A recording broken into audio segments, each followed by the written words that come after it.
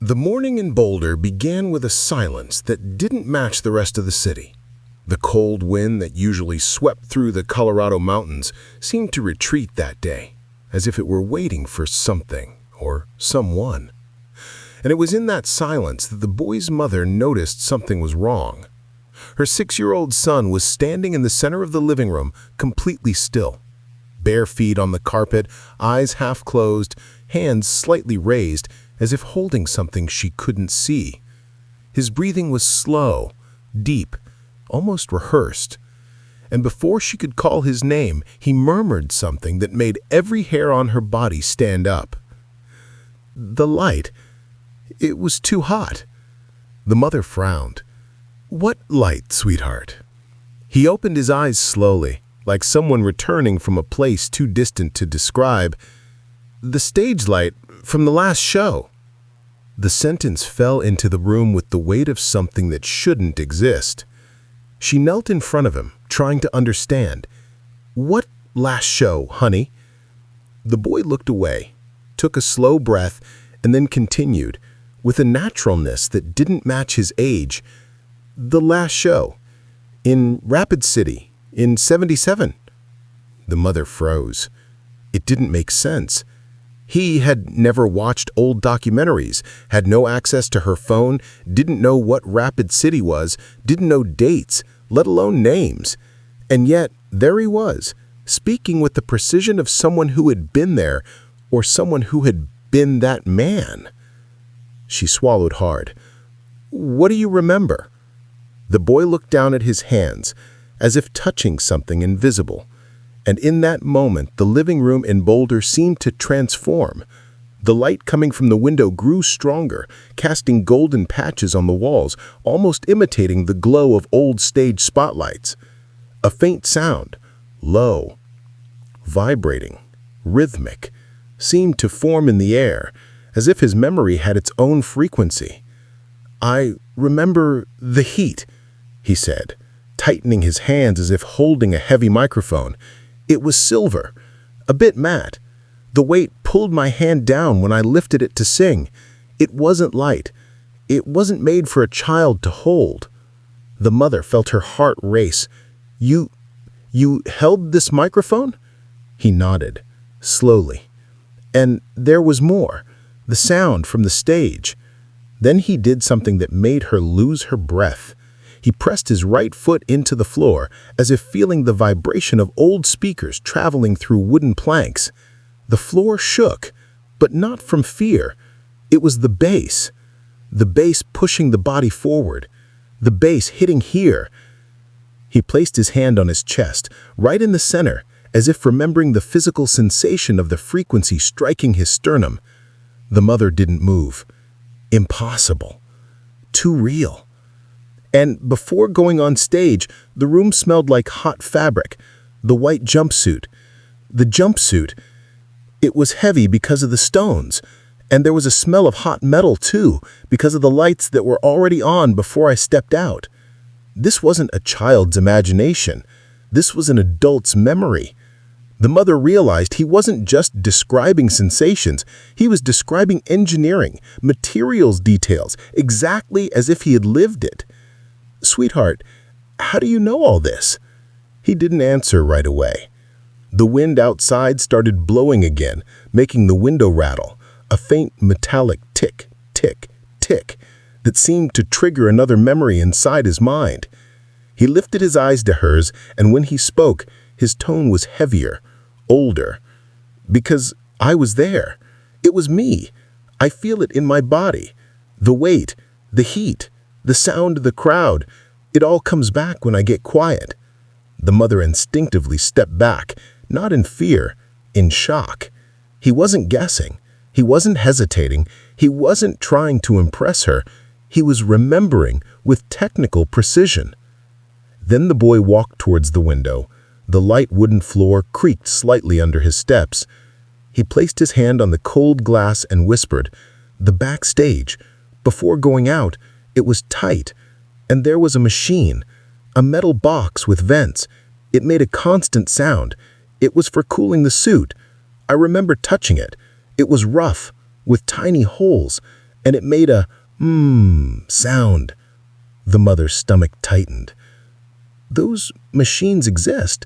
Industrial cooling fans used backstage for heavy stage outfits. And the spotlights had thick glass in front of them and a black ring around them. When they turned on, the smell changed. It smelled like hot dust, like burnt metal, and the light hit so hard it felt like the air was trembling. He closed his eyes again, and the mother noticed a single tear roll from his left eye. "Why are you crying, sweetheart?" He took a breath. "Because it was the last time. The last before everything ended." Her skin prickled. "The last time of what?" He turned toward her, and the look in his eyes, deep, distant, filled with something that did not belong to a child, left her unable to move. "The last time I lived as myself." Silence fell over the room. Only the wind outside, only his breathing, until, in a whisper, he added, "The last time I was Elvis."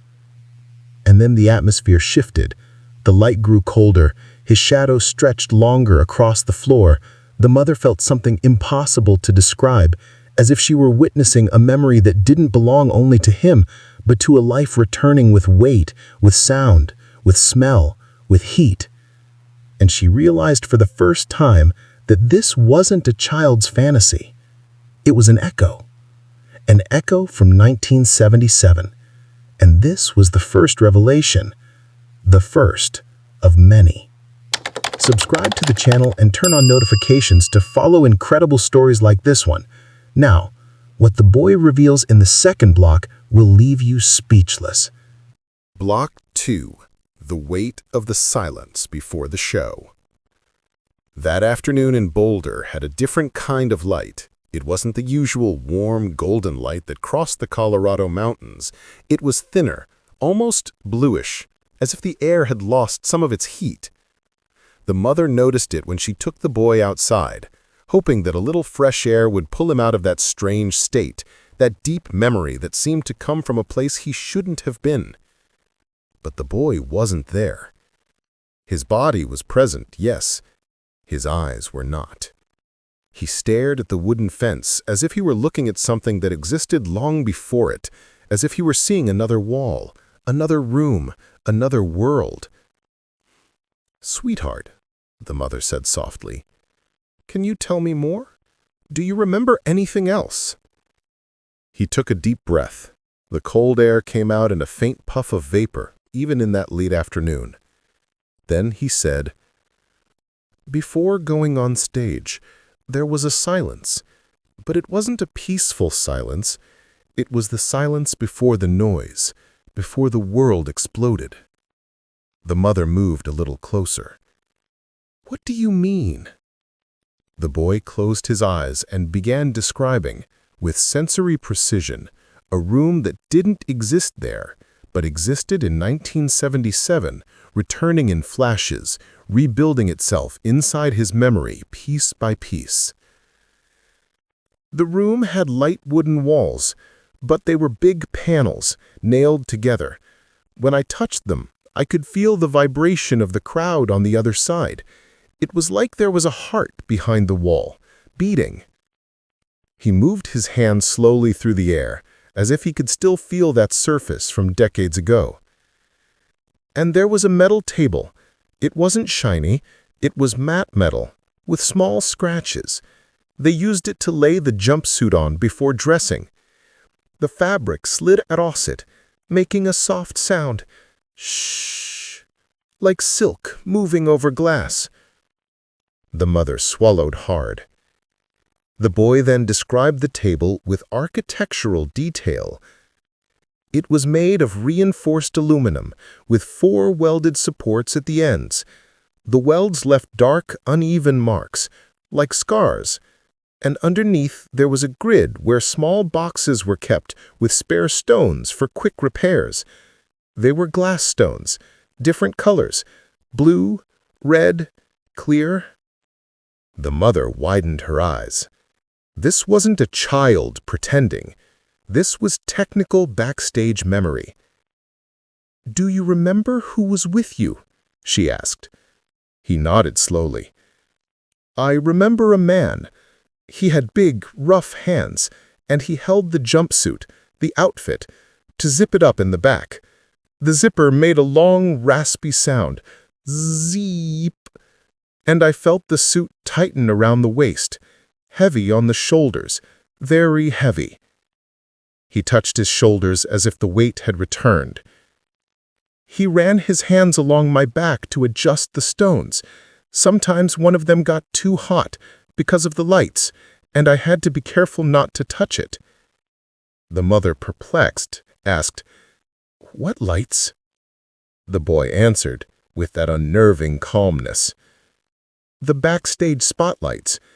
They were different from the ones on stage. Smaller bulbs, but hotter. The front was made of rippled glass, not smooth, and when they overheated, they made a sound, tick, tick, tick, like they were breathing." He looked upward, as if watching those lights again. "They had a grid in front, held by 2 latches. The grid kept people from accidentally touching the front because the bulb could burn you. And I remembered the smell, burnt dust mixed with perfume, a strong perfume, sweet and a little woody." A chill ran up the mother's spine. The boy was describing the environment exactly as Elvis would have felt it, and only Elvis. "And the noise?" she whispered. The boy inhaled slowly, as if he were back there. "The crowd made a different sound, not normal screaming, deeper. It was like the sound went through the wall and hit you right in the chest. I felt that before going out. I felt the stage waiting. I felt the wood vibrating, like it was alive." He touched his chest. "The vibration came from here. It rose through the stomach and went up to the throat. Sometimes it was hard to speak before singing because the body trembled a little. It wasn't fear. It was energy." The mother was frightened and fascinated at the same time. "And do you remember the hallway that led to the stage?" she asked. He nodded, and once again began reconstructing architecture and engineering with precision. The hallway was narrow. The walls were made of dark brown painted plywood, but inside you could see they were cheap panels. The floor had a strip of black tape down the center to guide the walk. It was a hallway that curved to the right, not straight. The mother blinked in surprise. "What was the floor like?" "Wood, but old wood, kind of rough. When I walked, I could feel the unevenness, some parts higher than others. And in the corner there was a thick power cable running over 2 pulleys, a black cable with a rubbery texture. Touching it was dangerous because it was hot." The mother's eyes widened. The boy continued. "That cable powered the main spotlights, and I remembered the smell it made, hot rubber. Whenever it overheated, it made a little popping sound, tuk, tuk." He imitated the sound without thinking. "It was in that hallway that I felt the body get heavy. The weight of the suit, the weight of the microphone, and the weight of knowing it was the last. I didn't know it was the last, but the body knew." The mother felt her stomach twist. How did the body know, sweetheart?" He closed his eyes unhurriedly. "The breathing got shorter, the throat got dry, and the silence, that silence before going on, felt bigger than all the others, like it was warning me, like it was a kind of goodbye no one said out loud." Tears filled the mother's eyes. "And then? Did you go out?" she whispered. The boy opened his eyes slowly, eyes that did not belong to a child in that moment. He took a deep breath and answered, "Not yet. Before that, someone put a hand on my arm, and I remember exactly what his hand felt like. It was warm, big, heavy, He swallowed. "And he said, 'It's gonna be beautiful tonight.'" The mother froze. "Who said that?" The boy slowly lifted his gaze to hers and replied, "My security guard." He paused, a long, heavy pause carrying 47 years of distance. "The last security guard I had backstage on my last night as Elvis." Silence swallowed the room, and before the mother could ask anything else, the boy added in a voice so low it sounded like it belonged to 2 lifetimes at once. "And in the 3rd block, I remember exactly the moment when I finally walked toward the light." Share your thoughts in the comments. Your opinion is important in this discussion. Get ready, because what comes in the 3rd block about the boy's life is truly astonishing. Block 3. The Walk into the Light. The mother knew she shouldn't pressure the boy. But on that early evening, as the last rays of sunlight disappeared behind the mountains of Boulder, she felt he was on the edge of something bigger, something that no longer fit inside the body of a child, something that wanted to come out. The boy was sitting on the living room rug, the amber light from the lamp casting long shadows behind him. He seemed restless, not in a childish way, but like someone feeling the return of a heavy, deep memory impossible to hold for long. The mother moved closer. "Sweetheart, you said you remember the moment you walked into the light. What exactly happened?" He took a few seconds before answering. First, he closed his eyes. Then he took a deep breath, slow and deliberate, as if preparing to step onto the stage again. It was a white light, but not truly white. It was a warm white, with a bit of yellow, and there was dust in it, suspended dust. I remember the dust dancing in the air when I took the first step. The mother felt her breath escape her chest. The boy continued. "The hallway ended in a small step, just one step, but I always felt it under my feet. It was like a border between 2 worlds, the world inside and the world of the stage." He rubbed his toes against the rug, reproducing the sensation. The stage floor was different, not regular wood. It was a kind of reinforced plywood, because it had to support the weight of the speakers. It smelled like old varnish, mixed with sweat, with the audience's perfume, with the heat of lights that had been on for a long time. When I stepped on it, I felt the wood respond. It vibrated. It vibrated with me. This level of detail didn't sound like it was coming from a child. It sounded like it came from someone who had lived it in their own body. The mother leaned closer. "And the light? What do you remember about it?" The boy opened his eyes, and in that instant they reflected the lamp with an odd intensity, as if that small bulb were a distant spotlight. The main spotlights were in front, 3 of them. Each one had a circular glass with concentric rings, like circles inside circles. Those rings were used to direct the beam, tighten it. When they turned on, the heat came in waves. It didn't burn, it embraced you, but at the same time pushed against you. It made the air tremble. He lifted his hand toward his face, as if feeling that wave of heat again. That light had a source. They were arc lamps, very strong ones, and inside them the spark made a sound, a tiny sound. Tss, very faint. I only heard it when the music stopped for a second. The mother blinked slowly. He was describing 1977 stage lighting technology with uncanny precision. "And the audience?" she asked, already emotional. The boy smiled in a sad way. like someone looking at something that is gone forever. They were like a wave, a living wave.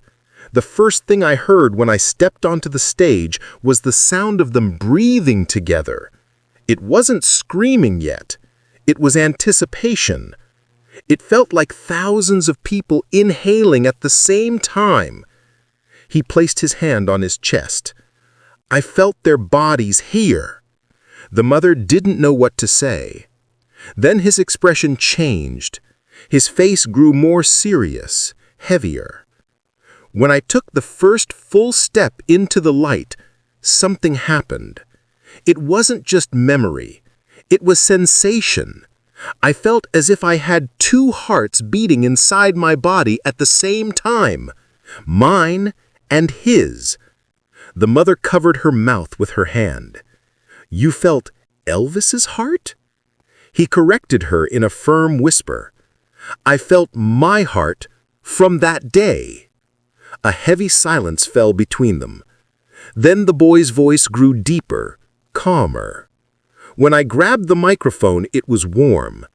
It had been resting on the speaker cabinet for a few minutes before I went on. The metal was silver, but it didn't shine much because it had small marks, micro scratches, invisible to the audience, but I felt every one of them on my finger. He closed his hand tightly. The microphone had a specific weight. It was made of a light metal alloy, but the cable is what pulled it down. It dragged. The cable had a rubber texture with small raised rings so it wouldn't slip. When I lifted it, I could feel the vibration of my own voice traveling through the metal. The mother couldn't form words. "And when you started singing?" she asked, almost breathless. The boy inhaled deeply. The answer came with a weight that cut through the air. The first note always took a second to come out, because the throat was dry, very dry. The heat from the spotlights arrived first, before the sound. And when I opened my mouth, I felt the microphone return the vibration of my voice. It was like putting my throat inside a box that vibrated back. He touched his neck lightly. The wooden stage vibrated too. The speakers were built underneath, and there was a layer of acoustic foam. That foam pushed the air against the floor and made everything vibrate evenly. It was a living stage. It responded. The mother wiped a tear. "And how did you know that this was the last time?" she asked, struggling. He raised his face slowly. His eyes gleamed, not with tears, but with memory. I remember the moment when my music stopped for a brief second, and in that instant, my mind split in two. One part kept singing. The other looked at the audience as if they were an ocean, a massive wave, moving all at once. I felt my whole life happening at the same time. He breathed slowly, and I felt that after that night, there would be no other. Silence filled the room. Then the boy looked at his mother with an expression far older than his age. And in the fourth block, I'll remember the exact moment when my voice failed, and my body too. The mother swallowed hard. The boy finished almost in a whisper. That's the moment that hurts the most to remember. If this story is pulling you in, subscribe to the channel and turn on notifications. We bring incredible stories like this 3 times a week. Get ready, because what comes in the fourth block shocked even the most skeptical viewers. Block 4. The Sound That Never Came Back. The mother couldn't sleep that night. The entire house seemed to breathe in a strange way, as if the air were heavier, denser, as if the memory the boy carried had filled every corner of the room. Around 3 in the morning, she got up to drink water. But before she reached the kitchen, she heard something coming from her son's room. It wasn't crying. It wasn't a nightmare. It was music. a melody so soft it felt like a ghost. An old melody, a slow, warm melody with an invisible echo, as if it were being sung inside a distant auditorium filled with dust and light. The mother hurried to the room. The boy was sitting on the bed, hands on his knees, body leaning forward, breathing deeply, his mouth slightly open, releasing that fragile, trembling sound, a sustained note but incomplete. As if he were trying to sing something the body could no longer hold. She touched his arm. He stopped, opened his eyes slowly. "Mom," I remembered. His voice was thin, but heavy. The mother swallowed hard. "Remembered what, sweetheart?" He took a few seconds before explaining. Then he placed both hands on his throat, and that single gesture made her heart tighten. "I remembered the moment when my voice failed." The mother froze. She didn't dare interrupt. The boy lifted his gaze and began describing the memory with that impossible precision, cinematic, textured, engineered, filled with light and smell. Everything reconstructed like pieces of a stage being rebuilt inside his mind. "It was already halfway through the show," he said slowly. "The stage was making that sound, you know? The wood vibrating with the bass, like there was a motor hidden inside it. I always felt that, but that night, the sound was different, heavier, like something was pushing the floor down." He touched the bedroom floor with his fingertips, as if testing the stage vibration again. The speakers were really hot. I remember the smell. He closed his eyes, as if trying to catch the scent in the air. The smell of overheated circuitry, that metallic smell mixed with old dust. And when that happened, the microphone changed too. The metal got hotter. The cable got stiffer. Its vibration became stronger, faster. The mother's breathing was short, tense. I was singing a slow song, a song that needed a lot of breathing, but my breath didn't reach the end of the phrase. It was like there was a wall in the middle of my chest. He pressed his hand against his sternum. The main spotlight was really bright at that moment, so bright I couldn't see the audience. I could only see the dust dancing in the air and the edge of the side curtain shaking with the hot air from the lights. And then I felt it. The mother leaned in. "What did you feel?" My throat closing. He said it the way someone remembers an accident. Slow, heavy, inevitable. When I tried again, my voice came out like a thread, really thin, like it was breaking. It was a thread of glass. I felt it cutting inside. The mother raised her own hand to her neck, involuntarily, as if she could feel that cut too. And then the boy continued. The microphone sent the broken sound back to me. A short vibration, quick, rough. It was like hearing my own failure twice, once in my throat, once in the metal. He took a deep breath. The room was so still they could hear the living room clock ticking in the distance. "No one noticed immediately," he said, "but I noticed. My body noticed. My legs got heavy. The space behind the stage felt darker. The light felt hotter. Everything got farther away." A chill ran down the mother's spine. "Were you scared?" He shook his head slowly.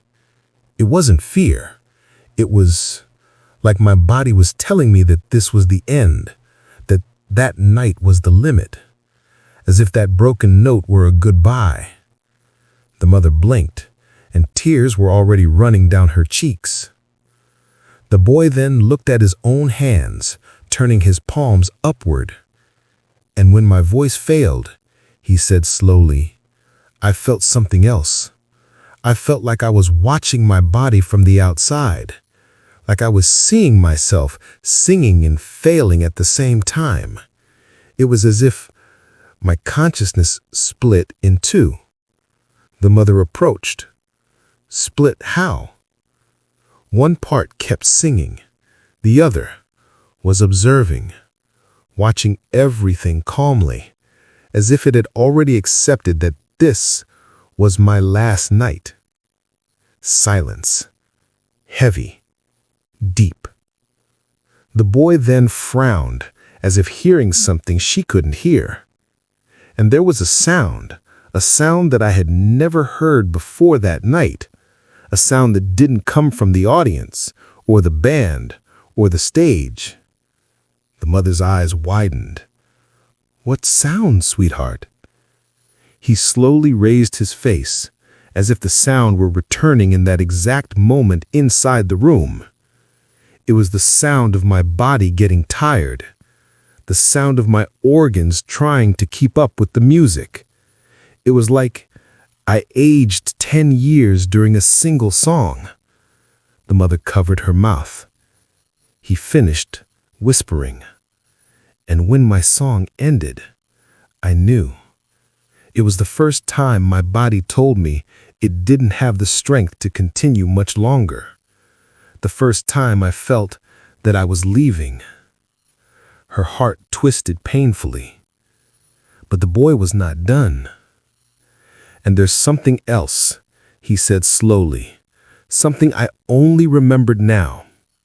When my voice broke, I saw someone near the side of the stage, someone who shouldn't have been there, someone who looked at me like he knew exactly what was happening."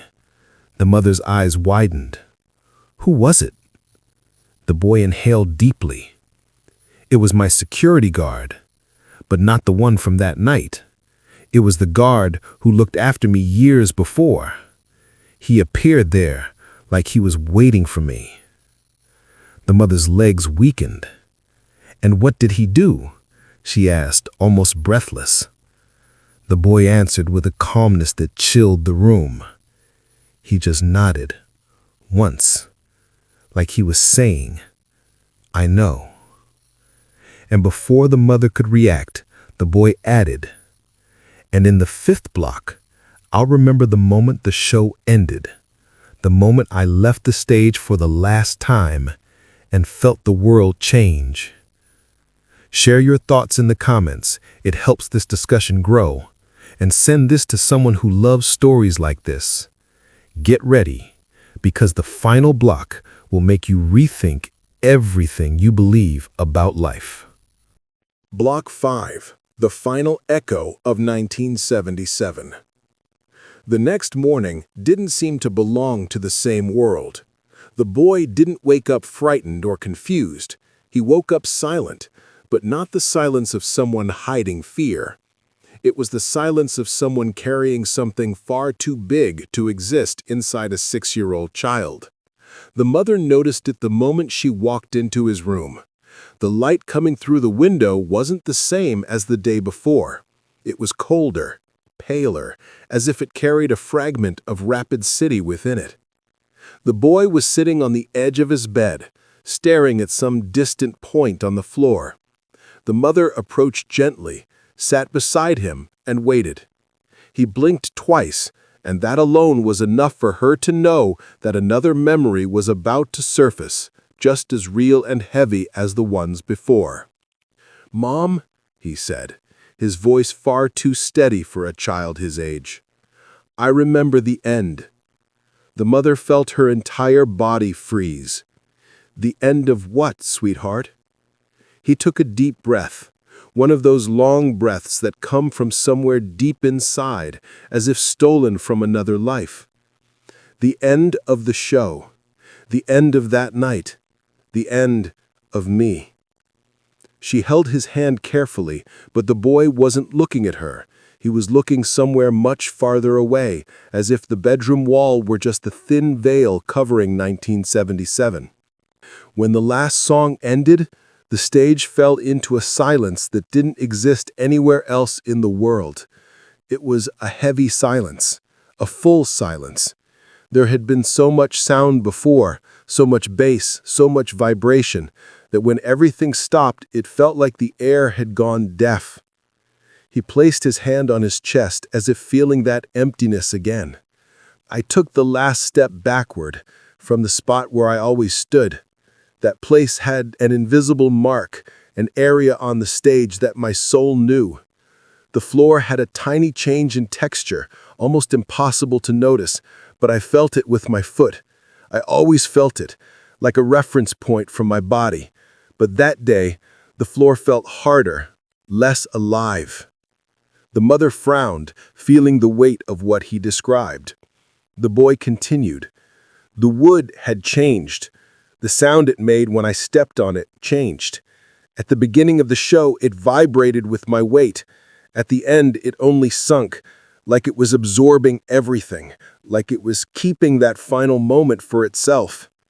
He closed his eyes, sinking deeper into the memory. When I turned to leave, the heat of the lights hit my back again. It was hot, so hot it felt like my skin was melting slowly. But I couldn't look back at the audience. Not that day. It felt like something was pulling me forward into the hallway, away from the light. The mother held her breath. "You left the stage like that?" she asked. "Yes, walking slowly. My body was heavy. My chest felt full of sand, and my breathing was short, very short. I remember the texture of the air in my throat. It was thick air, hot, like it was mixed with lamp dust and equipment smoke."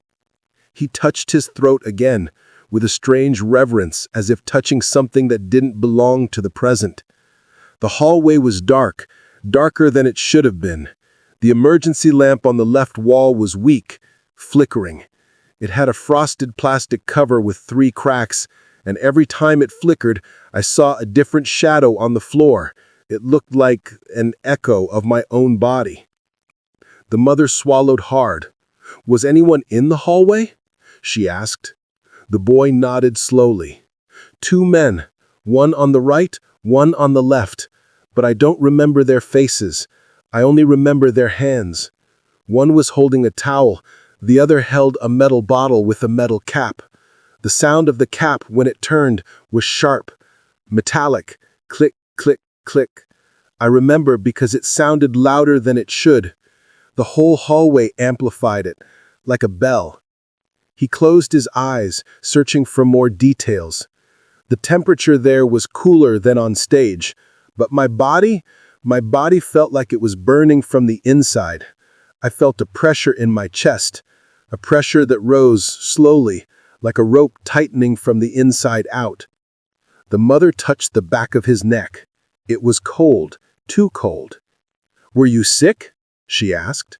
"No, it wasn't sickness. It was the body giving up. It was like everything I had held together for years was happening right there, at that exact point in the hallway, between the light and the darkness." He then touched his own arm and closed his eyes. Someone put a hand on me, not a warm hand, a cold one, too cold. The touch came from the left side of the hallway. I turned to see who it was. The mother held her breath. "And who was it, sweetheart?"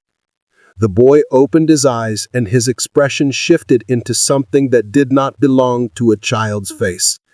It was me, Elvis, younger. I saw myself as I was years before. The outfit was different, the hair too. I was standing there watching myself return from the stage, watching myself exhausted, bent forward, breathing like I'd run a marathon.